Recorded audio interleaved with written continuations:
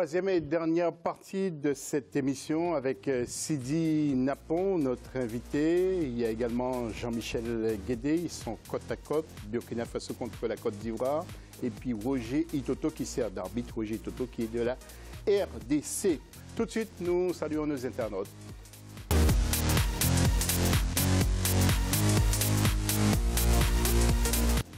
Alors, comment est-il à nos sélections pour gagner le mondial, Eh bien, écoutez, intervenez toujours sur Facebook, Africa 24 TV ou Twitter avec le hashtag Africa 24. Tout de suite, nous parlons de foot international.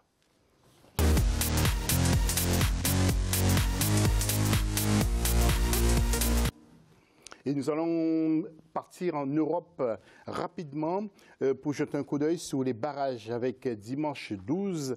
La Suisse en rouge, vous allez voir, qui était face à l'Irlande du Nord. Donc l'équipe de la Suisse s'est qualifiée. Et justement, il y avait donc 1-0 au match aller, voilà, de justesse. Donc vous voyez ce but raté.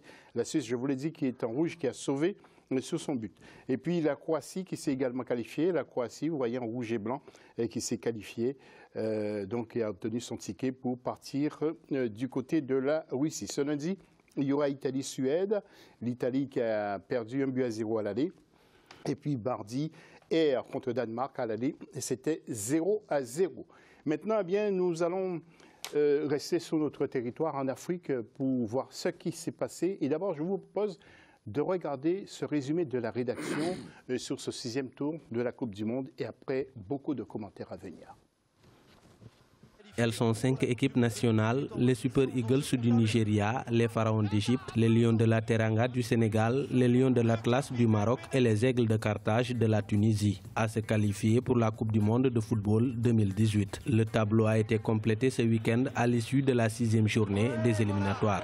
Ce sont les meilleures équipes du continent qui se sont qualifiées pour la prochaine Coupe du Monde. On a assisté à des éliminatoires qui ont réservé leur lot de surprises, on peut le dire, parce que peut-être qu'on n'attendait pas certaines équipes, mais je pense qu'ils ont répondu présent, ils ont su rester constants tout au long de la compétition. Et les 5 qui aujourd'hui se qualifient, je pense, le méritent au vu de ce qu'ils ont fait durant ces qualifications. C'est une certaine redistribution des cartes. Si on jette un coup d'œil sur les qualifiés pour la Coupe du Monde 2014 et ceux qui se qualifient pour la Coupe du Monde 2018, on voit qu'il y a quasiment de nouveaux pays. Il n'y a que le Nigeria qui était au Brésil qui se qualifie pour la Russie. Dans leurs groupes respectifs, ces équipes ont été les meilleures après une âpre lutte. L'Égypte retourne au mondial après 25 ans d'absence. Idem pour le Maroc, dont la dernière participation remonte à 1998. Des équipes plus régulières des dernières éditions, comme le Ghana, la Côte d'Ivoire ou encore le Cameroun, seront absentes de la plus grande compétition sportive au mois de juin 2018 en Russie. C'est vraiment une qualification pleine de suspense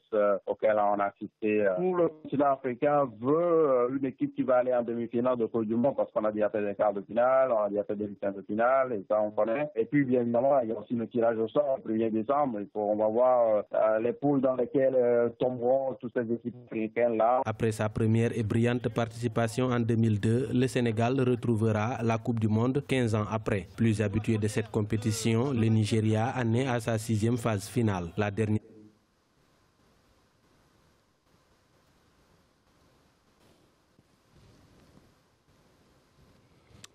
Tout de suite, le débat.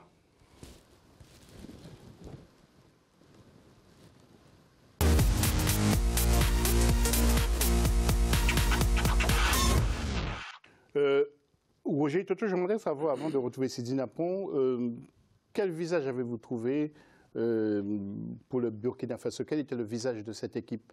Cette équipe vous a vraiment fortement déçu ou pas, le Burkina? Déçu, oui ou non. Je pense que c'est vrai quand on est sportif, c'est vrai que cette équipe burkinabé avait bien commencé. Et puis bon, mais je pense qu'il y a eu un coup de massot quand le match a rejoué. Le match du Sénégal a rejoué. Je pense que c'est pas lors du match contre l'Afrique du Sud que le Burkina Faso s'est éliminé tout seul, pardon. Je pense pas trop. Il y a tous ces événements tout autour qui a fait que ça a un peu touché et puis ils ont eu du mal à évacuer ça. C'est là qu'ils auraient dû rester concentrés dans le jeu puisqu'ils avaient des joueurs très talentueux, capables de pouvoir. Malheureusement, c'est vrai que reste soit un goût amer parce que cette équipe avait des moyens pour pouvoir vraiment aller plus loin. Sidi, est-ce que votre équipe ne s'est pas positionnée sur une éventuelle décision administrative en leur faveur pour ne pas faire jouer justement le match Afrique du Sud-Sénégal et ils ne se sont pas concentrés sur leur match? Non, je pense que c'est plutôt parce que je pense que ce qui s'est passé avec le cas du Sénégal, avec le Burkina, comme je l'ai dit la dernière fois quand j'étais sur le plateau, une fois que cette décision a été prise, comme quoi le Sénégal avait plus de matchs à jouer contre le Burkina, étant donné qu'on était en tête, ce match a joué beaucoup sur le mental des Burkinabés. Et donc, quand ils sont partis, l'erreur aussi qu'ils ont fait, c'était le match aussi que je ne suis pas tout à fait content d'eux. Et c'est le match en Afrique du Sud. Je pense qu'ils ont pris de haut l'Afrique du Sud. Ils ne les ont pas pris au sérieux, au fait. Parce que là, en ce moment, ils ont reboosté l'Afrique du Sud parce que l'Afrique du Sud pouvait se qualifier aussi. On a relancé l'Afrique du Sud. S'ils battent le Burkina, ils battaient les Sénégalais. Et pourtant, c'est une terre conquise presque pour vous, parce que vous étiez là-bas pour la CAN, vous étiez entraîneur de la région de Paul But, et vous avez plutôt fait de bons résultats là-bas. Vous connaissez bien ce terrain. Mais le problème, c'est que l'Afrique du Sud a carrément changé. Ce n'est pas les joueurs qui ont démarré le championnat des éliminatoires de la Coupe du Monde en 2016 qui ont rejoué. L'Afrique du Sud a refait l'équipe parce qu'eux-mêmes, ils avaient des problèmes. Quel est l'avenir du Burkina Faso aujourd'hui? Notre avenir, on va se préparer. On dit que le Sénégal est qualifié, on attend de voir jusqu'à la fin. Donc, on va se préparer pour 2022. On a des jeunes... Paolo Duarte, c'est l'homme encore qu'il faut à cette équipe? Ça, c'est la fédération qui décide. La fédération, c'est eux qui l'ont amené, qui décident. Ils vont voir ce qu'ils ont mis en place avec Paolo Duarte pour la qualification en 2022. Parce qu'on a beaucoup de jeunes qui sont derrière, qui montent en ce moment et qui font honneur au Burkina. Si on vous appelle aujourd'hui, permettez-moi de vous poser la question. Si la fédération vous appelle pour venir donner un coup de main à l'équipe du Burkina Faso... Moi, je suis toujours prêt pour mon pays. Je ne vais pas refuser mon pays. J'ai été footballeur, donc ma nation, c'est la première des choses. Donc, si je dois donner un coup de main pour qu'on aille de l'avant, je donne un coup de main. Il n'y a pas de souci. Je suis toujours prêt pour mon pays. Un petit mot sur le Sénégal? Pour le Sénégal, félicitations à eux. Ils ont profité des erreurs commises par le Burkina pour se qualifier. J'espère qu'ils vont bien nous représenter à la CAN. Je serai leur premier supporter là-bas. Nous allons voir le tableau avant d'enchaîner, justement, et groupe par groupe. Tout d'abord, pour le groupe A, vous allez voir Tunisie qui termine en tête avec 14 points, juste à un point de la RDC. Donc c'est dur quand même hein, pour les Congolais qui terminent avec un petit point. Sinon, si la Tunisie avait perdu, vous vous rendez compte, la RDC serait du côté, serait en train de se préparer pour partir en Russie. Nous allons enchaîner avec le groupe B maintenant. Le groupe B, où le Nigeria, eh bien, s'était qualifié depuis longtemps, termine premier juste devant la Zambie. Un groupe C maintenant, avec le Maroc, donc, qui a été battre la Côte d'Ivoire sur son terrain. 2-0 et le Gabon qui a fait match nul avec le Mali 0-0. Le Mali qui termine à la dernière place. Pour les seniors, ça ne va pas toujours bien chez les Maliens. Et puis pour le groupe D, c'est le Sénégal qui a dépassé le Burkina Faso de Sidi Napon. Sénégal 11 points, qui va peut-être prendre encore 3 points supplémentaires, qui terminera avec sans doute 14 points. Le Cap-Vert termine 3e et l'Afrique du Sud à la 4e place. Enfin, pour terminer, le groupe E, et l'équipe de l'Égypte, 13. Donc, il y aura...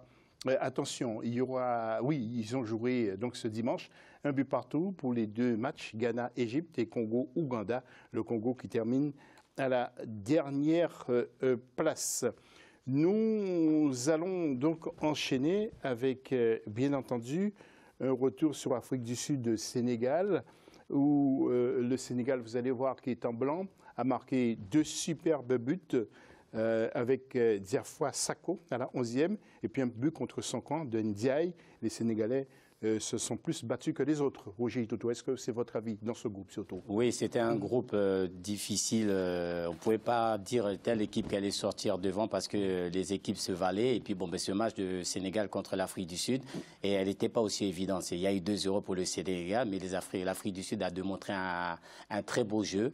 Et ils ont bousculé cette équipe sénégalaise. Mais les Sénégalais très costauds, ils sont bien restés en place. Ils ont pu profiter par rapport à des appels, les joueurs, les attaquants très mobiles qu'on donnait avalé énormément d'espace, surtout Sadio Mané qui a énormément bougé cette défense. Et comme on voit là le deuxième but, il y avait 4 défenseurs sud-africains qui arrivent à demander le ballon au bon moment. Donc c'est tout à fait mérité. Chapeau pour cette équipe sénégalaise parce qu'elle ne va pas être facile à bouger. Ça va très très vite. Alors, nous allons traverser peut-être un petit moment de tristesse avec la Côte d'Ivoire contre le Maroc. La Côte d'Ivoire, vous allez voir, qui jouait à domicile contre le Maroc qui est en blanc. Et les Marocains qui ont quasiment joué à domicile avec 2 buts inscrits par Nabil Dirar et Mehdi Benassia. Comment peut-on donner plus de 300 000 € Jean-Michel Guédé, un entraîneur qui n'a pas fait grand-chose? Comment expliquez-vous ça? La Côte d'Ivoire est capable de donner 300 000 € à un entraîneur et pour avoir ce résultat? Mais le gros problème de la Côte d'Ivoire, c'est la Côte d'Ivoire elle-même. C'est-à-dire qu'ils avaient un très bon entraîneur qui s'appelait François Zawi. Ils l'ont enlevé. Et pourtant, il avait des résultats. Il avait des résultats. Il a été en finale. Après, ils ont pris un autre entraîneur à sa place, qui n'a même pas passé le premier tour de la Coupe d'Afrique. Ils vont chercher un autre, le Belge, qui est l'entraîneur le plus payé d'Afrique. Mais cette équipe de la Côte d'Ivoire que j'ai vu jouer depuis le début, ils peuvent donner 20 millions par mois à qui ils veulent, ça ne va pas changer. Parce que je n'ai jamais vu une équipe de Côte d'Ivoire aussi triste et aussi faible. Ça s'explique comment? Mais parce que les cadors sont plus là. En fait, il y a... Je vais vous prendre juste un exemple. C'est Gervinho. Gervinho qui a été blessé. On ne revient pas comme ça d'une longue blessure du jour au lendemain. Il faut du temps. Mais ce n'est pas logique, tout en respectant Gervinho, d'aller le chercher alors qu'il n'a pas encore retrouvé son niveau physique. Est-ce que vous comprenez ce que je veux dire? Donc c'est la première grosse erreur de M. Marc Wilmot. Voilà. En fait, là, il y a 6 matchs, 6 à 8 matchs. Il faut prendre les gens qui sont en forme. On ne fait pas n'importe quoi. Ils prennent des joueurs qui n'ont même pas le niveau international. Cornet, c'est peut-être un super très bon joueur, dont on ne peut même pas discuter la qualité. Mais après, il y a le haut niveau. Il y a le haut niveau. Mais c'est... Moi, j'ai vu la Côte d'Ivoire jouer, mais c'est d'une faiblesse, comme jamais. C'est d'une tristesse. Alors, c'est affligeant. On va quand même poser la question. Qu'est-ce qu'il faut faire aujourd'hui? Parce que Jean-Michel, vous êtes un ancien international. Vous suivez de près cette équipe de la Côte d'Ivoire que vous aimez très très bien. Vous avez joué dans la sélection. Qu'est-ce qu'il faut faire aujourd'hui? Virer Marc Wilmot ou le garder? Et qu'est-ce qu'il faut faire pour ce football? En fait, indépendamment de virer Marc Wilmot, il faut virer ceux qui l'ont amené. Non, mais peut-être que ça vous choque, mais c'est une réalité. Parce que, vous savez, c'est comme un match qu'on fait, l'entraîneur n'est pas bon. Qui paye les pots cassés? C'est lui. Il y a le président d'une fédération. Depuis combien d'années le président n'a pas avancé d'un pouce? Mais dans la vie, il faut se remettre en question. Il faut se remettre en question. Il faut que le président de la Fédération ivoirienne de football, il se pose les vraies questions, pas sur les autres, mais sur lui-même. Qu'est-ce qu'il apporte? Qu'est-ce qu'il a apporté au football ivoirien? Il ne se remet pas en question. Ils ont gagné la Coupe d'Afrique en 2000. Oui, ça fait 3-4 ans de cela. Ouais. Mais depuis 3-4 ans. C'était en Guinée. Non. C'était en Guinée. La Coupe d'Afrique. Que la Côte d'Ivoire gagne. Oui, tout à fait. La Côte d'Ivoire a fait gagner face au Ghana. Face au Ghana. Depuis, qu'est-ce qu'ils ont fait? C'est les questions qu'il faut se poser. Mais la vie, elle est faite des remises en cause et des remises en question. Voilà, c'est comme ça. Wilmot, il est peut-être nul, ce que moi je peux accepter. Mais il faut aussi voir ceux qui gangrènent le football ivoirien. Ouais. Et c'est c'est pas... Pendant qu'on pleurait du côté de la Côte d'Ivoire, on riait à Dakar. Logique. Écoutez ce que disent 2 supporters à El Hadji Diaye, notre correspondant permanent. Nous sommes très contents de cette qualification. Les Lions ont démontré qu'ils sont meilleurs que les Sud-Africains. Nous sommes libérés après cette victoire. Aujourd'hui, c'est la confirmation qu'on pouvait battre les Sud-Africains.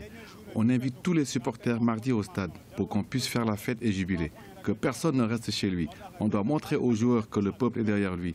On a de vrais talents et si tout le monde s'y met, on fera mieux qu'en 2002. Voilà, nous allons revenir vers vous tout à l'heure, mon cher Jean-Michel Guédé, et je comprends totalement votre colère sur Africa 24 ce soir. Nous allons maintenant parler de la Tunisie qui est en blanc, vous allez voir, Tunisie qui se qualifie après un match nul, 0-0 contre la Libye, l'RDC qui n'a pas démérité, qui bat la Guinée 3-1, je crois. Hein. 3-1, c'est cela, oui. Et la RDC qui finit à 1 point de retard. Sincèrement, après ces images, Roger, ça doit donner les boules. Terminer à 1 point de retard alors que vous auriez pu partir en Russie, la RDC? En étant sincère, j'aurais préféré qu'ils même ils perdent parce que finir à 1 point, là, c'est encore plus difficile à pouvoir avaler. Mais je pense que la RDC ne perd pas là leur qualification. Le match retour contre la Tunisie à la maison, on menait 2-0. Et donc, il restait 15 minutes, on prend 2 buts, même on a même failli perdre ce match. Donc, pour moi, la qualification, on le perd là déjà. Donc, à partir de là, et penser que le dernier match que la Tunisie allait faire faux pas chez elle. Non, on savait qu'un match nul ou une victoire pour les Tunisiens partaient. Donc maintenant, bon, il y a du travail à faire, il faut retrousser le manche, il faut tourner la page. Cette page de la Coupe du Monde, elle est passée complètement amère. C'est vrai qu'on est tous touchés parce que c'est une génération, ils avaient une très bonne génération qui pouvait essayer d'aller titiller pour se qualifier parce qu'ils avaient tout ce qu'il fallait pour. Donc à partir de là, c'est difficile. Bon, mais maintenant, il y a du travail à faire. On voit qu'il y a énormément de travail. Il faut qu'on ne se désigne pas. C'est là que c'est très important que les joueurs, le staff et tout le monde se remettent en question pour essayer de recréer, de continuer à travailler comme ils l'ont fait pour essayer pour les prochaines échéances. Et puis Africa 24 a dépêché du monde dans les grandes capitales africaines pendant ce 6e tour. Et justement, Madou Djoya était sur place à Tunis et a interrogé certains supporters de la sélection des Aigles de Carthage à propos de leur entraîneur local, M. Nabil Mahaloul. Écoutez ce qu'ils disent. Concernant l'historique de l'équipe nationale, on n'a pas vécu une victoire et une qualification vers la Coupe du Monde avec un entraîneur tunisien, mais l'entraîneur Nabil Mahaloul, c'est un entraîneur spécial, c'est un bon entraîneur et je crois qu'il mérite de voyager et partir avec cette bonne équipe vers la Russie. Nabil Mahaloul, c'est un entraîneur tunisien, mais c'est l'expérience ici qui compte. C'est un entraîneur qui a remporté la Coupe d'Afrique des champions avec l'Espérance sportive de Tunis. C'est un joueur de l'équipe nationale qui a remporté le soulier d'or de la Tunisie. C'est le star du football tunisien. Et puis Nabil Mahaloul, c'est un entraîneur parmi les plus grands entraîneurs maintenant en Afrique. Voilà. Messieurs, nous allons faire un dernier tour de plateau. Sidi Napon, je m'adresse à vous. Qu'est-ce que vous voulez tirer comme conclusion après ce 6e tour, après ces qualifications, ces matchs de qualification? Même si vous voulez parler du Burkina, Non, mais bon, le Burkina, on ne va pas tout le sang c'est sur le Burkina. Je vois que beaucoup d'équipes, on dirait, ce qui est décevant, c'est qu'il y a beaucoup de ténors qu'on croyait comme la RDC, comme le Ghana, comme le Cameroun, qui ne sont pas... L'Algérie, qui ont fini dernier de leur poule, ça m'a beaucoup surpris. Je pense que chez nous, les Africains, il y a beaucoup de choses à refaire, surtout dans l'organisation des compétitions et surtout au niveau des fédérations. C'est-à-dire que si on n'arrive pas à mettre en place une politique qui est basée sur du long terme, si on veut faire du camouflage et toute autre chose, ça va être très, très compliqué. Aujourd'hui, tu vois, beaucoup de pays maghrébins sont qualifiés. Pourquoi? Regarde le cas de l'Égypte. Les Égyptiens n'ont pas beaucoup de professionnels en Europe. Ils ont un championnat très relevé, très bien fourni chez eux. Il y a trois équipes quand même d'Afrique du Nord. Hein. Oui, mais bien sûr, parce qu'ils ont un championnat qui est relevé. On va faire le tour. Oui, on va faire le tour parce que nous sommes... Pour rejoindre ce que dit Sidi, j'ai vu la finale de la Coupe de la Ligue des Champions, non, qui s'est passée en Côte d'Ivoire. Il n'y a pas Côte d'Ivoire-Maroc. Oui. La Coupe de la francophonie. Ouais. Mais quand on voit la pelouse du stade Fobagny, ces jours-là, ils te demandent où on est. Excusez-moi, on n'est pas dans un village. On est quand même dans une des capitales les plus modernes d'Afrique de l'Ouest. De voir la pelouse sur laquelle ils ont joué, la pelouse sur laquelle ils ont joué samedi. J'ai vu le Ghana jouer, mais c'est une question de structure. Oui. Il faut respecter les gens. OK. Voilà. Jean-Michel, je suis désolé, mais nous allons faire le tour parce qu'on est pris par le temps. J'ai quelques 30 secondes pour vous avant de clore cette émission. Je suis vraiment désolé. Allez-y, Roger. Oui, non, j'allais en revenir par rapport à la Côte d'Ivoire, parce que je voulais dire, quand on regarde le 2 buts qui ont été marqués, c'était sur coup de pied arrêté. Et par rapport, c'est vrai que Jean-Michel a bien dit, on peut amener n'importe quel entraîneur, mais je pense que le message a eu du mal à pouvoir passer avec l'entraîneur Villemotte qui était en place. Et en même temps, quand je regarde tout autour, ce n'est pas des hommes qui manquent en Côte d'Ivoire. Il y a cette équipe-là, cette sélection, un exemple typique, Hervé Renard qui avait énormément de personnalité, et qui s'est mis même la fédération au dos parce qu'il croyait réellement aux joueurs, donc il a réussi à les pousser. Les joueurs se sont tous transcendés pour pouvoir. Donc on a mis une autre équipe ivoirienne, mais qui est là, c'est vrai que c'était des fantômes qui étaient vraiment en place. Et puis bon, ça fait vraiment mal par rapport à ce pays qui a toujours fourni des très grands footballeurs. Voilà, c'est la Russie donc qui va recevoir l'année prochaine ce mondial. Donc ce sera du 14 juin au 15 juillet. Messieurs, vous serez sans doute emmenés à revenir pour commenter justement cette Coupe du Monde. Pour la réponse à la question, comment manque-t-il à une sélection africaine pour remporter un mondial, il y a Mathieu Ndam qui dit que les pays africains repensent leur politique de base et redéfinissent les objectifs à atteindre. Il y a Daouda Bey qui dit que la rage de vaincre ne suffira pas. Et puis pour Thibaut Tounkar, il dit qu'il faut s'inspirer des vainqueurs. Voilà pour cette émission. Vraiment, vous voyez, ça passe très vite. Merci de l'avoir suivi. Rendez-vous la semaine prochaine pour reparler encore de football sur Africa 24, le football africain. Merci à Cézine Lapon, merci à Jean-Michel Guédé et merci aussi à Roger Itoto d'avoir participé à cette émission. Restez avec nous dans quelques instants. Il y aura un nouveau journal. À lundi prochain.